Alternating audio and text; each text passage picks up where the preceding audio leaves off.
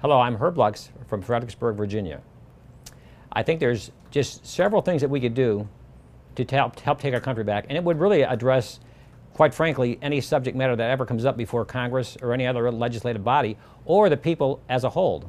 And that is this. First, we have to recognize where our rights come from, because there's only two possible sources. Either our rights come from men or we're endowed, as our Declaration of Independence says. We're endowed by our Creator with certain unalienable rights.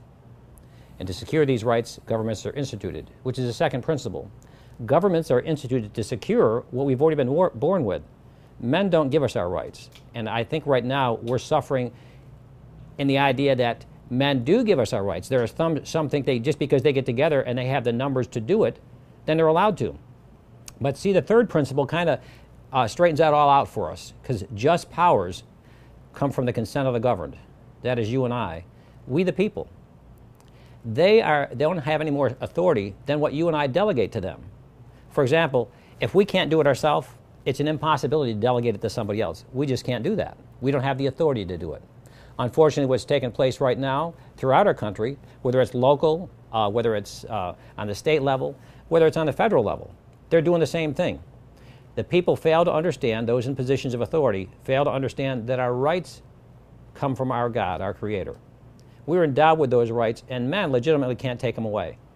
Now, even if you have the votes, for example, to amend the Constitution of the United States, or the Constitution of Virginia, for example, that's where I'm from, even though you have the amount of numbers to do that, unless it goes back to the very founding principles of our country that's recognized in our Declaration, that number one, our rights come from our Creator, that the purpose of government is to secure those rights, and just powers come from us, the consent of the governed, then even if you have the numbers to amend the Constitution, it would be unjust and improper unless it goes back to those founding principles.